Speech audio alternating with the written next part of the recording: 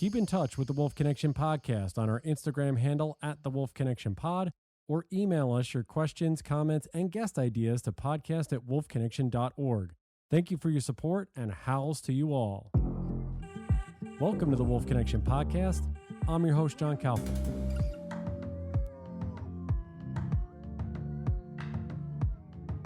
Okay, so via Leslie Fox from the Fur Bearers, he's the president of Research Co. since 2018 up in Vancouver, British Columbia.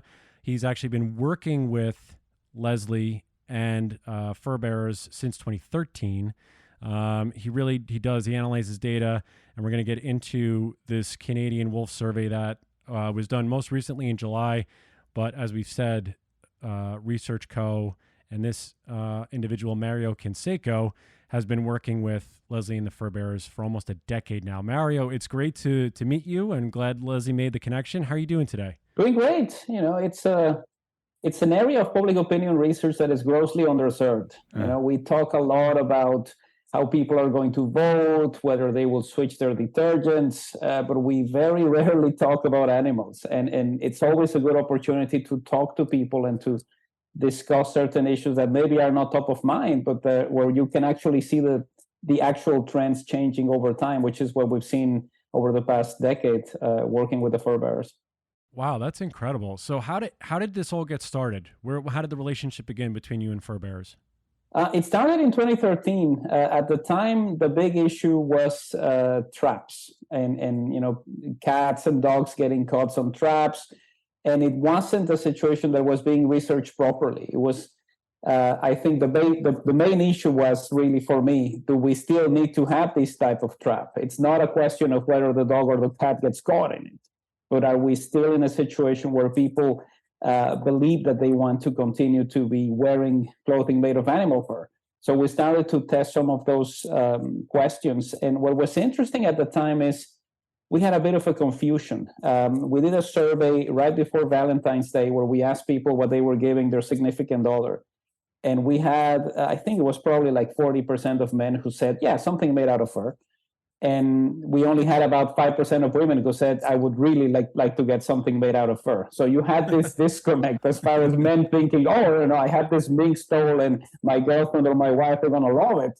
And it was ultimately, no, this isn't going to be a very endearing gesture here.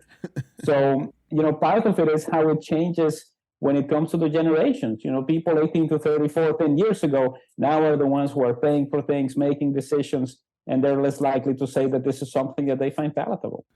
So but before you developed this relationship with Leslie, were you doing other wildlife surveys? Or just give us, just because the ones we were just speaking of sound so interesting, what other surveys have you done related to wildlife?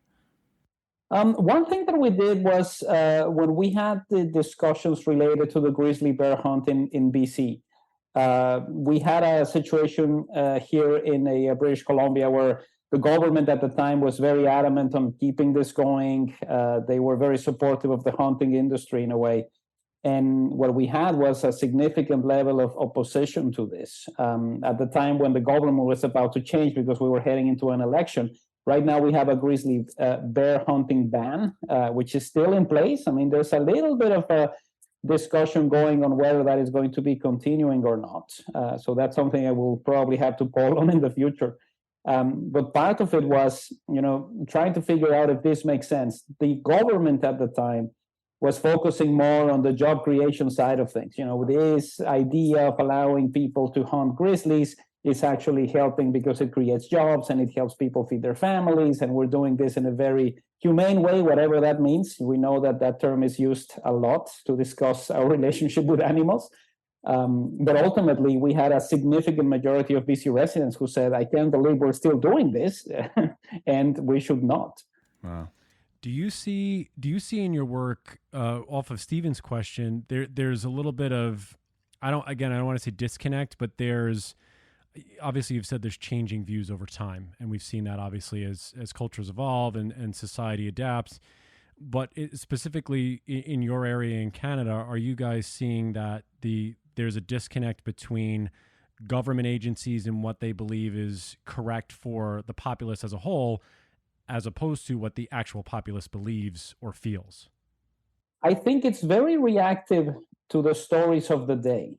And at the time when the grizzly bear hunt was being discussed, we had a couple of instances where people left their garbage out and grizzlies were making it into urban areas. And then it becomes almost like that Simpsons episode from the 90s. And we have to create a bear patrol and we have to do something about this because it's completely out of control.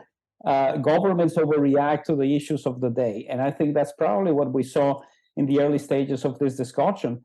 But it's also fascinating to watch how the generations grow and certain things that we believed were always going to be that way in Canada start to change. The furring industry in the Maritimes, for instance, it's a lot different. We're talking about the seal hunt, and it's still being seen by people there as a very traditional issue, but we've seen the numbers drastically changing over the past few years. People who aren't really in tune with the industry or aren't being fed by it are less likely to say that this is something that should continue. Do you see surveys like that? Well, maybe I should say, do surveys like this mostly serve private entities and their specific marketing or research, or can surveys like this be used to advise lawmakers or impact things at that level? I think it goes both ways because, part of what happens is people start to talk about this, and it's part of the situation that we find ourselves into in this business, right? You talk to people and they go, well, none of my friends are Republicans, so I can't believe that the Democrats are going to win. Well, it's nice that all your friends are politically the same way as you are, but it's a very different ballgame when it comes to other stuff. So having that generational divide is something that happens when you have a representative sample. It's not just your friends saying something.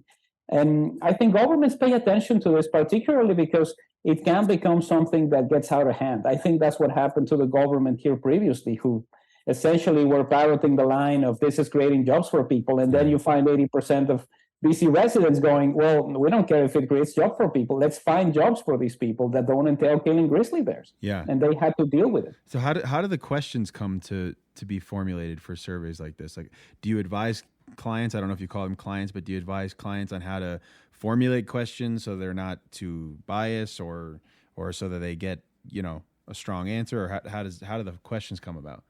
That is a crucial component of this, because you want the question to be as unbiased as possible. We're just trying to test how you feel about this specific issue. We're not going to give you a lot of positive things about why this should be happening or a lot of negative things about why it shouldn't be happening.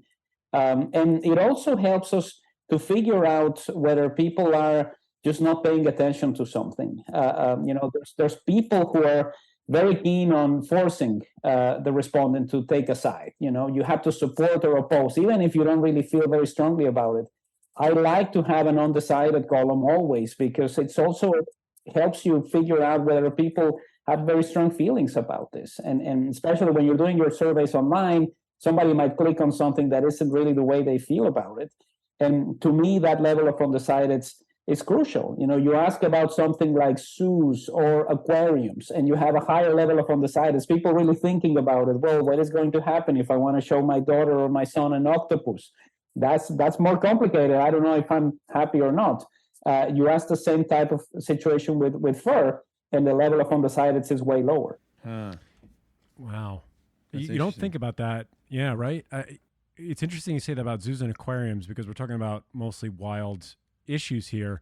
That actually ties into my question about traditions or things that have been handed down generationally, especially for native peoples, that especially up in Vancouver. We're talking about the seal hunts and things.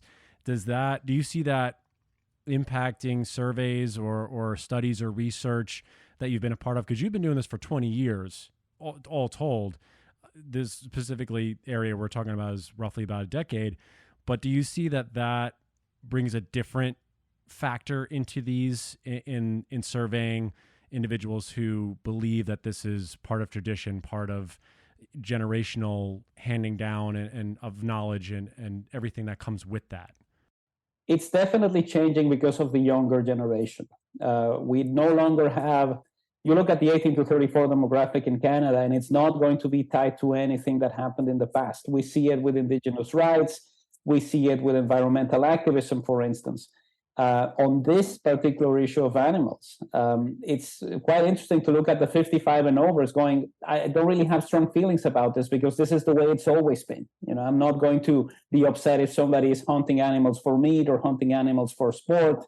But you do see the changes in the younger demographic. They're more likely to say, this isn't something that we should be doing. Hunting animals for sport is not something that I would like to see. And it's a little bit lower when it comes to hunting animals for meat, but one of the problems that we had before was that people never established that difference. If you're going to be hunting an animal and eating it, or using it to actually provide for your family or for somebody else, that's more of an indigenous tradition. Right. Are you going to eat a bear? Well, that's probably not the type of situation that we're having. And they went through some very significant mental gymnastics to justify this. Well, there are parts of the bear that could be eaten. Yeah, that's not going to fly. People aren't going to believe that this is equal to you having a shotgun and fighting geese. It was tricky for the government to go that route, but they tried. Yeah, I've heard of this before. This major distinction, or this huge discrepancy that happens when you say hunting versus trophy hunting, or sustenance hunting versus trophy hunting, how different the results are, the perception of those two things. So can you just give us a rundown on this survey, the social landscape of wolves in Canada, and like what was the plan? What was the plan for this survey? What were you guys setting out to find out? And then can you just kind of go over the results of what we're seeing here? This really started because we were having there we call it a clash of species. Wolves are responsible for figuring out their own sustenance, and there's a caribou population that can be threatened. This has happened since time immemorial. But we were having a lot of lobbying on both sides as far as, well, are we going to save one species and not the other?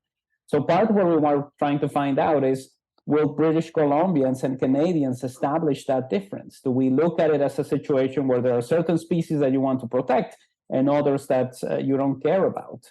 And the first thing we found is, 2/3 of people say we cannot have one species dominate the other. This is the way the world works. This is the way nature functions. We cannot start to pass legislation or to do things that are going to jeopardize the existence of one species because we're trying to favor the other one. That was one of the key messages here. We thought, is it going to be a 50-50 split? Is it going to be more people going, well, anything that is going to jeopardize an industry that feeds people is going to be more complex? But ultimately, we have 2/3 who told us this isn't right. We can't look at one species as superior to the other when it comes to how they are going to coexist. Wow. That's surprising that it's that. I mean, I noticed that too. Even the first one that you have, or one of the first questions, was the third one, just the overall attitude. Could you have one of those questions there? How would you describe your overall attitude towards wolves? And the fact that 70% combined is in the positive category. So that I would imagine speaks to the shift that you have seen culturally, I'm sure, and socially, to wolves. And we're just talking about wolves in this particular aspect, but it really seems that, as you say, the younger generation, the generations that are coming up now in the last 20 years or so, really is shifting towards that environmentalism, keeping species and ecosystems together, as opposed to prior. If we go back, let's say 50, probably, if we want to go back a century, this would probably be skewed, I'm sure, in the other direction, probably even more so than this is. The numbers would have been off the charts 50 years ago, because it's part of that tradition. It's part of that idea of, well, it's always been this way. We don't want to jeopardize the way things were done before. And you do have that sense, a lot of the findings on the questions that we asked are around the 2/3 to 70%. It's about 7 out of 10 people going, this is the way it should be. We don't believe that you should be taking precedence for something or other. And the high level of positive views on wolves is remarkable, because it's not as if we've had a bombardment of media related to, this is terrible for you. I'm from Mexico, and I worked as a reporter at the height of the chupacabra thing. And it was incredible to see how many people were going, oh, we have to find this animal. We have to do something about this animal because it's eating our chickens. Like, well, this is not the way you want to see it. And if we go back to the 1980s, all of those movies about Dobermans who are going to hunt you and eat you and do something, it plays a role in the perception of that particular breed, right? Yeah. People are like, oh, no, that dog is terrible. I saw that movie where they had 14 Doberman and they used it for things.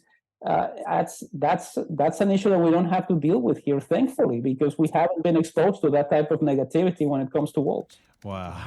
My dad used to talk about chupacabra every day when I was a kid, man. I started to believe it. I started to believe it was real. Yes. God, that's fascinating, man. And it's interesting because in the part where you're talking about where people are learning about this, and I want to get to that too, because it's interesting that you're saying that what you're finding out through the research, through the data, is that there isn't a lot of negative perception that's being thrown on Canadians or people in Vancouver or in British Columbia. I would have thought, and blindly again, and I apologize to everybody up there because it's just not an assumption, but just a thought that it would be similar to how it kind of is in the States right now, especially in the Western United States, where there's a lot of polarization. It's either one way or the other, and the middle ground is very, very, if you're in the middle, people are wanting you to take sides, like I'm sure you've seen in any sort of poll or data or survey. So what are the ways then that people are seeing or learning about wolves? I know it says social media is a big deal, movies, TV shows. So what's the perception then that's being cast about this species overall, I guess, in media, that where people are getting this overall positive, 70% positive about wolves? The thing that blew my mind looking at those numbers, and when we were designing the survey, we had a little bit of a situation as far as how deep do we want to go? And I thought, well, let's add as many items as possible. And we added education. And I was thinking back to, maybe elementary school or high school, you read something, you did something. That was number 2 on the list. 44% of respondents told us they learned about wolves at school.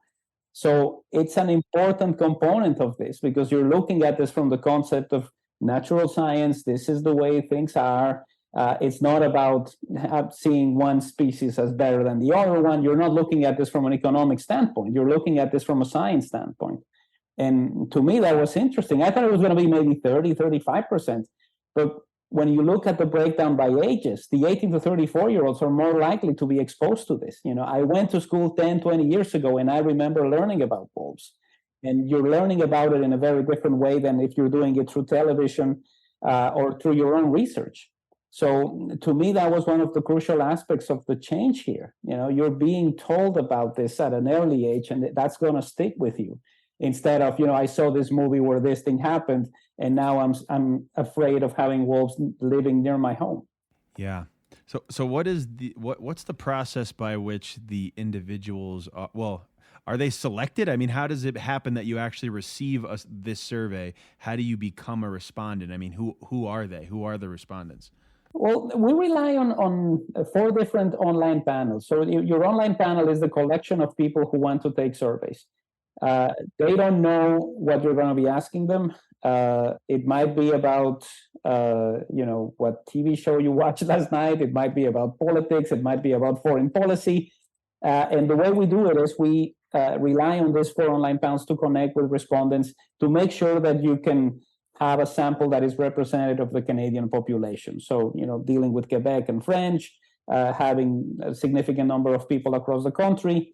They don't know what you're asking them. So that leads to a lot of interesting discussions when they see something on our website and they go, you never asked me about this. Well, it's luck of the draw, right? I can only talk to 1,000 Canadians each time. And the chances of you getting the survey that you want to get are not the best. But it's also, it's the way in which you can create something that is representative. You can't have a panel of gung-ho politicos who are thrilled with Justin Trudeau being prime minister because your findings are not going to be reflective of the entire population.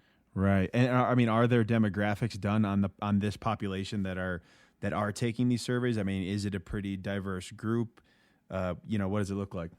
That is the crucial aspect of it, right? It's not just about 1,000 Canadians, but find them in the places where they are, make sure that you have the correct breakdown based on the census. And we just had a census published 6 months ago, so that's fantastic. It helps us figure out where this is going. Now we're now 40 million Canadians, so the contents have shifted, as they say on the plains, right? You have more people living in urban areas. You have a different situation. One thing that we look into now, which is a little bit easier to do, is the ethnicity of the respondents, because now we have a significant component of East Asians and South Asians, and also an indigenous component that needs to be analyzed on its own, particularly for something like this.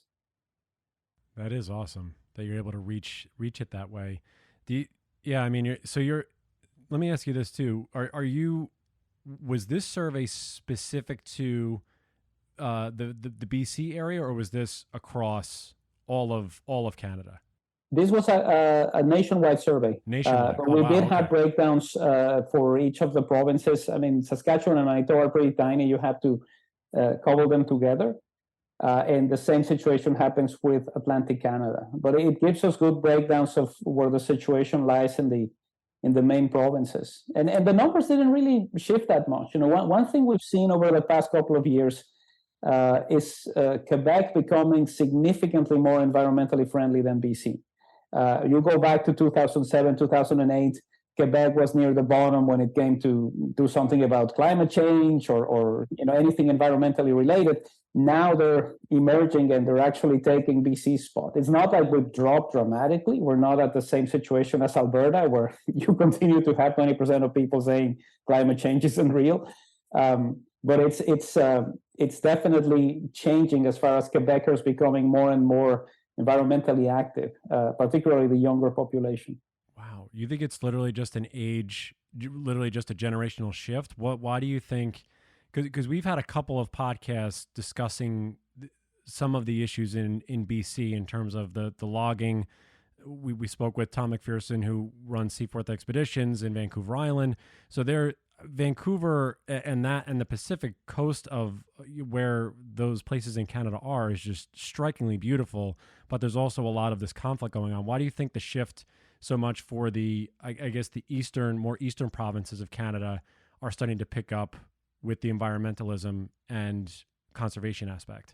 Quebec is an interesting case because it's different from the rest of the country for young people on a couple of ways. The housing market hasn't been difficult. You can still find a place to live in Quebec. You try to do something like that in Toronto or in Vancouver, you're going to be in a lot of trouble.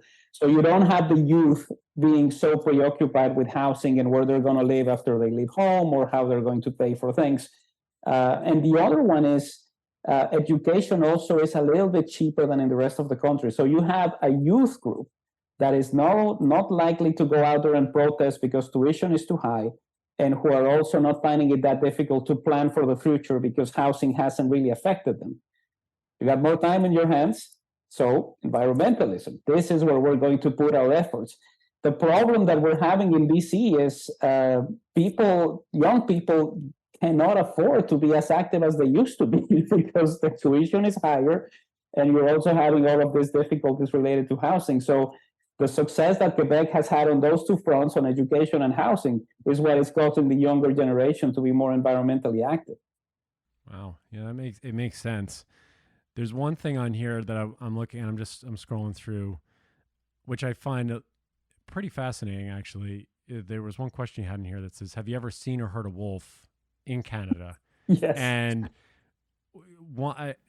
it makes sense. I mean, a third. If you go to the overall research there, I think it's the second question down. It's a third of Canadians have seen or heard them in a zoo or sanctuary. I mean, that makes sense. You would think that's the majority. The next highest, though, 27%, more than a quarter, have seen or heard a wolf in a wilderness area. To me, that's quite striking. I mean, I know there's a lot of wilderness in Canada across the entire country. But did that strike you as something that do you think that makes it that people, obviously I can understand zoos and sanctuaries, things like that. Mm-hmm. Have you ever done surveys that, I guess, are people becoming more active in the outdoors, going to national parks, spending time outdoors as opposed to retreating and staying indoors and like you say, dealing with housing and things like that. Have you ever seen that? Is there been a cross section of that? There's been a lot of movement that was caused, oddly enough, by the pandemic. I'm confined to my home. I don't want to get sick. I have this core bubble, and we're tired of being between the same ones. So we're going to go out there and have fun. And you had an explosion in the number of people who are finding places to go to, doing things differently, reconnecting with wilderness. And that has stayed here. We had an interesting summer. We conduct most of our surveys online, so it's not complicated to find somebody to talk to. Because they can take their survey on their computer or they can take the survey on their phone.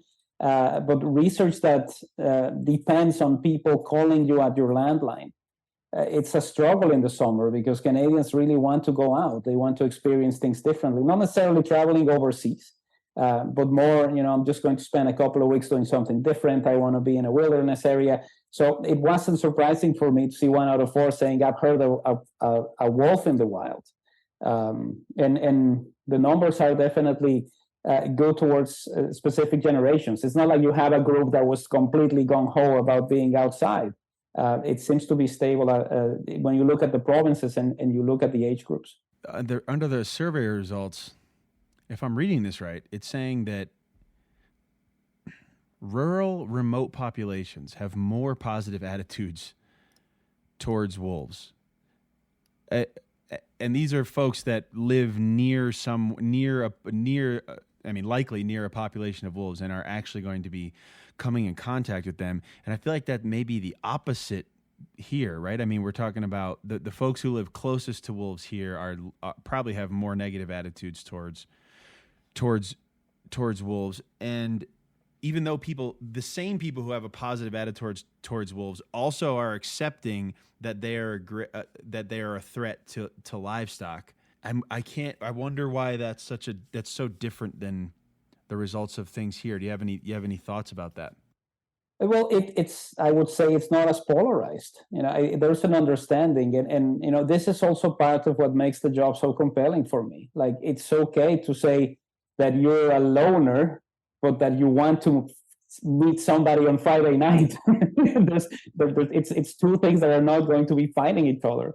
And part of what we see here is the scenario, right? Yes, this might be dangerous. I'm worried that I'm living close to an area that has wolves, but I'm not going to advocate for their destruction. It's just something that tends to happen. And if you look at the rural areas in the country, that is part of the essence of this. This comes with the territory, and we have to be ready for it. And that's probably that's the most comprehensive thought process I think to have, is that this is part of the reason that we love these wild places, because there's wild animals.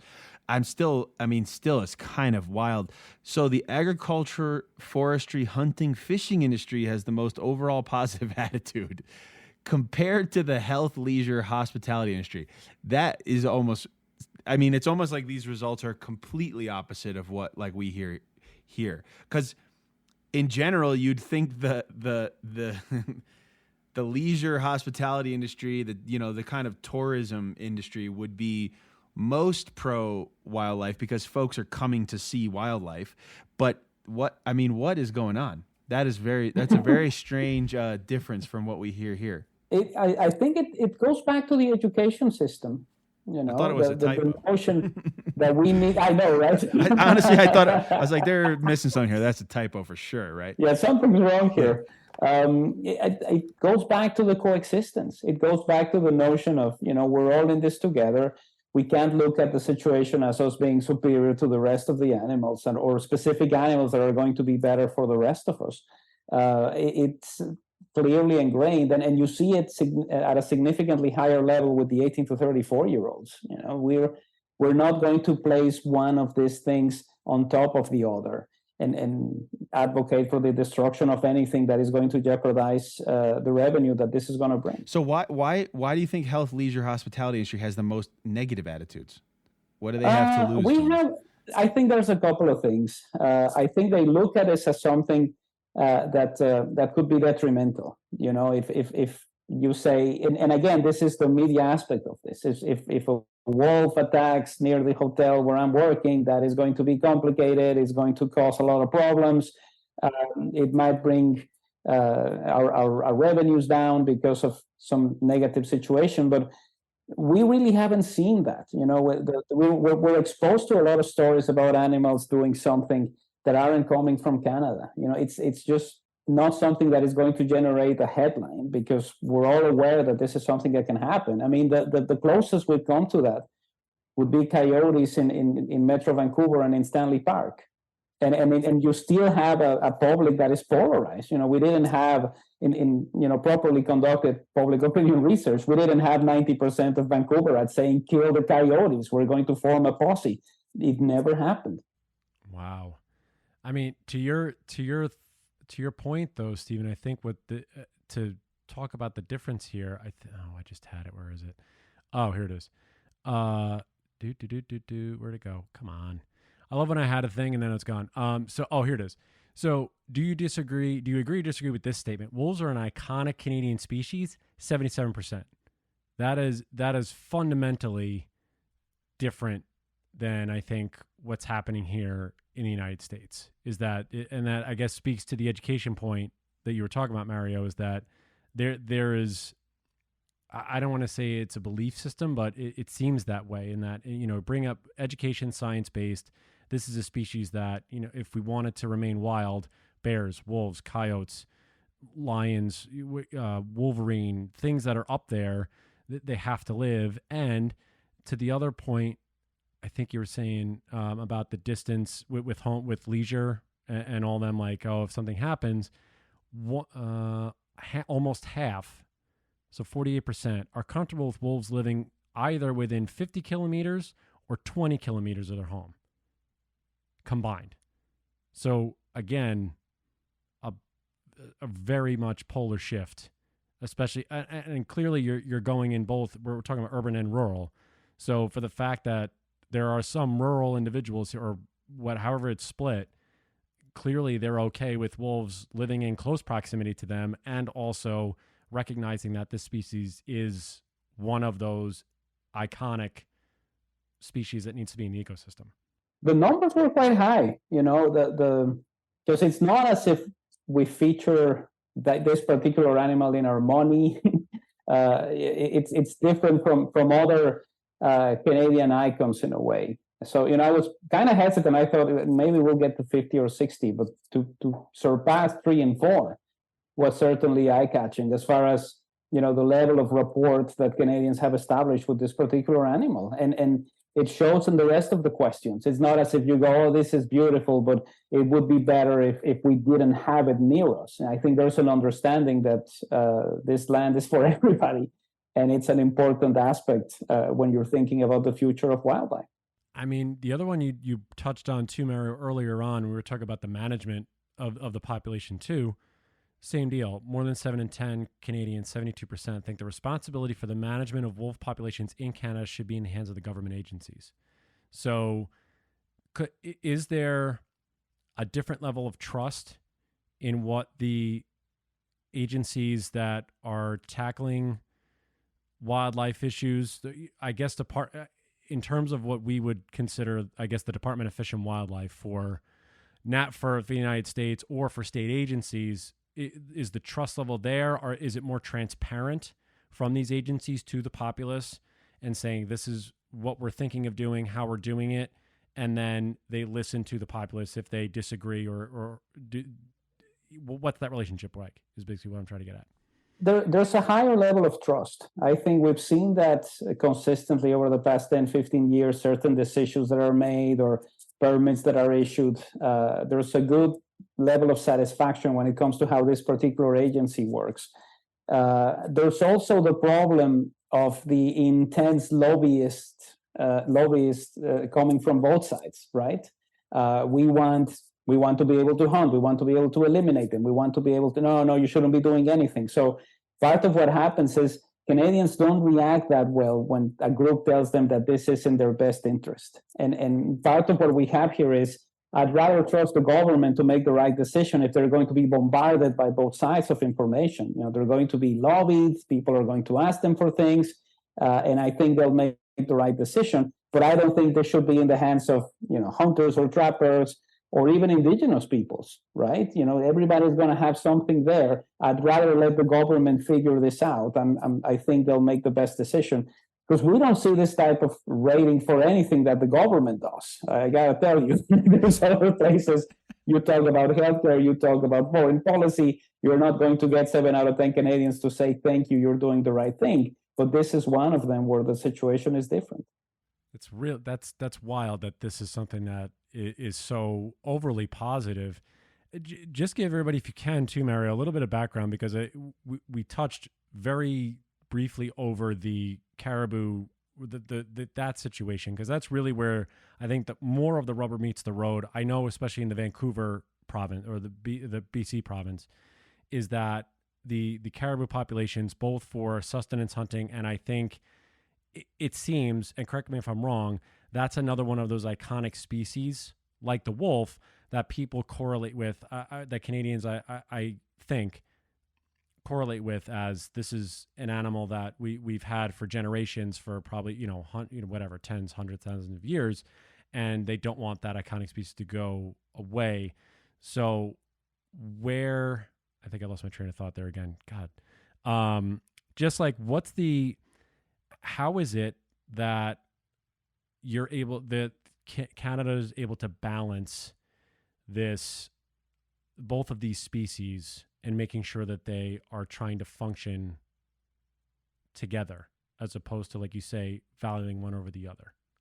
Well, what we see from Canadians is the notion that it should be fair for everybody. Wolves have to eat, caribou have to roam. They're going to run into each other, and nature is going to take its course. Part of the problem that we have is there was an engagement exercise by the provincial government, which wasn't very well made. They didn't make an effort to have a representative sample. They were talking to people who had an axe to grind. And then what they found is, we have a significant level of support from people interested in this issue, in saying that it's okay to start to eliminate the wolf population if it's going to help the caribou. Now, you could have done the similar exercise asking people who had very clear interest in the wolves, and then the numbers would have been completely different. So part of what really precipitated this was the notion that this was something that was representative. You can talk to 2,000 people, but if those 2,000 are actually fans of the caribou and have an axe to grind, your responses are not going to be that great, and you're going to make decisions based on something that isn't representative. And that was part of the situation that we were facing at the start of the year. You had all of these data points being thrown around, 70% this, 80% this, 90% that. It's a sample of people who desperately need things to change, and they are telling this to the government, but it's not representative. You can't have a situation where your level of undecideds is negligible and your level of support for something is also very, very low, and everybody is going to be opposed, because that is not something that was properly conducted. Now, is there a follow-up to this survey, or is this kind of where it ends? No, I think we're going to do this again. Part of the reason for this is trying to figure out if the situation is going to change. I think people are more aware of what is at stake now, because now there's more information, more people who are concerned about this, and we have interesting data to track. Are we going to have the same level of response when it comes to doing something, or when it comes to ensuring that this isn't a species that is threatened a year from now, 2 years from now? I think that's also part of the beauty of the job, try to track this and see what is going to happen when the young population starts to age. And then we're going to have conceivably a higher level of support for everything that we're measuring. Touch on quickly, or not even quickly, just touch on the livestock depredation aspect of this, because I'm trying to find it and I can't. I'm scrolling through the document.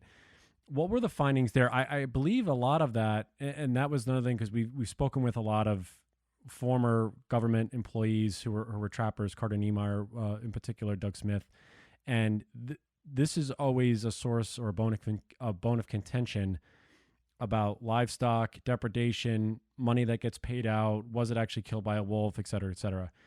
And it really seemed, again, overwhelmingly that Canadians think that, I don't know if the wolves should be managed because of that, or I think there was one that said if the livestock owner doesn't take the proper measures, should the wolves be punished? And I believe it was overwhelming. I think it was, again, in that high 60, low 70 range. Correct me if I'm wrong on that, Mario, but it was overwhelmingly positive in the wolves' favor, in other words. It's still there. It's not as if people don't know how nature operates. 60% told us wolves are a primary threat to sheep, chickens, cows, and other livestock. Of course they are. Now, whose responsibility is it to make sure that you're not exposing your livestock to this type of situation? And that is essentially where the question lies. Is it a situation where you're not actually doing enough to protect your own livestock? And it's going there, but is that something that is easier to resolve if you have some fencing, if you have a situation that is different, in order to conceal your livestock from being exposed to wolves, instead of just, well, let's just get rid of the wolves and let them roam free? It really is. I mean, listen, Steve and I have said, wow, and we're not kidding when we say just really the shift that this type of a survey and the type of research that you've done over a decade, and you're working with fur bearers, really is playing out in the opposite direction. I mean, there's another one here. Wolves are important members of Canadian ecosystem, should be protected. 83%. That is, if you were to have Stephen and I go out and ask that same question and say that, I mean, we'd be lucky. We'd probably get over 50%. But it really depends if we're going as equal as you would say. So I'm sure there's, rural, indigenous, this, that, and the other. I think there'd be a lot of splits here. I mean, you're talking about... It'd be split, and there would be a very obvious location. Yes. It would be, discrepancy. You'd be able to predict it by locale, yeah. Proximity to wolves. Yeah. The closer you get to wolves, the more negative the attitudes become, really is what it comes... Is really what it comes down to. Yeah. I don't know. I mean, Mario, what do you think? Obviously, you said this is ongoing and you're going to have more studies. What's the trajectory then? Obviously, we're going to wait and see how this current generation ages over time and their beliefs and values. It seems to be in the positive. If there's one area of, say, concern or something that is in the negative for wolves, native species, what's something that you have seen that still is being worked on, or is something that the populace is trying to change, maybe for wolves or other predators that might be being looked at as trying to be managed? I think the key to the exercise, even though we have significantly fewer jurisdictions than you do in the United States, is the change from province to province. And we have a significantly vast country where there are certain pockets of it where it doesn't matter if you're in a specific province or the other. And I'm looking, for instance, northern British Columbia, northern Alberta, communities where you go back and forth between the border with very different guidelines as far as who can hunt, how they can hunt, what they can hunt. That is part of the problem. You have specific jurisdictions that are working hard to make sure that this isn't happening anymore, that all species have been protected, and then you have others where things are going to be significantly different. So we do have a federalist system, but there's so many things that each province is responsible for that change from place to place. And that is one of the difficulties here. We knew that a lot of people who were very keen on hunting said, well, if I can do it in BC, I'm just going to go to Alberta, I'll go to Saskatchewan, I'll find a place where I can continue to do something that has become illegal here. Generating momentum for something that is going to be Canada-wide can be complicated. And I think, to me, that is the biggest challenge. Can you find a way to make sure that something that has worked well in a specific province has the momentum to be taken to the national level? I mean, you're clearly doing, you and Leslie at Fur Bearers are real. I mean, to have a decade's worth of research and survey and to have all of this already in your back pocket now, I think is huge. But it's so encouraging to see just the public opinion and the education system and the government to, at least on this issue. I can't speak to everything else, like you were saying with Medicare and home prices and things like that. But at least for wilderness, it seems, and wildlife and wolves and bears, that it seems as though the trajectory is positive and that things are going more towards the conservation aspect. Where, Mario, can everybody see? Obviously, there's more data. So is there a place where people can go, Instagram or a website, where they can look at more data concerning this if they want to learn more about the research that you guys have done for wolves across Canada? The Fur Bearer website has the entire data set. So you can take a look at everything there by region, by province. We have a lot of information on our website, researchco.ca. We just did our annual poll on all issues related to animals, and the big drop was for rodeos, which made a lot of people in Alberta very unhappy. I received a few nasty emails, not more than usual. I mean, politics, you always get it, the monarchy, whatever you're asking. But it's been interesting to see the trends. There's a 10-point drop in the proportion of Canadians who are comfortable with the use of animals in rodeos. And, this is a very important tradition for some people in Alberta, to a lesser extent in the Maritimes. But it's interesting to look at the trends afterwards, right? You ask the question once and you forget about it. But when you ask it every year, you start to see some of those trends developing. Man, just awesome work. Mara, my last question for you is, when you hear the word wolf, what's the thing that comes to your mind? Beauty. It's just amazing.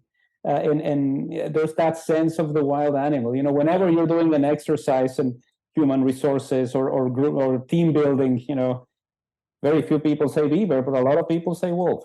Wow, that's interesting. I just the education and the information you gave us today is really, really amazing. I think I wasn't expecting the amount of information, really, honestly, about this, but it was wonderful to have you on. Please come back anytime. I mean, if you do more research and more poignant stuff, we're willing to listen, and we want to learn more about this. And it's great to learn about what's going on north of the border in Canada and the perceptions towards wolves, and how maybe the United States can take a little bit of a lesson there about the education. I think that's really what hit me most out of what you were saying, is just the education system and learning about the science and the ecosystems from an early age, and that these are the things that the populace is learning from, not from, like you say, media or social media or groups Folklore. Or anything like that. Yeah, totally. Absolutely. So thank you for your work, Mario. This is great. Yeah, thank you so much for doing this. It's my pleasure. Anytime. That's awesome. Mario Canseco, everybody. Just stick around for a moment, Mario. How's to you all out there? Steven, I'll be with you next time. Bye, everybody.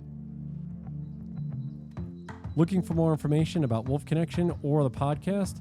Please visit our website at wolfconnection.org, where you can donate, sponsor a wolf, or become a volunteer.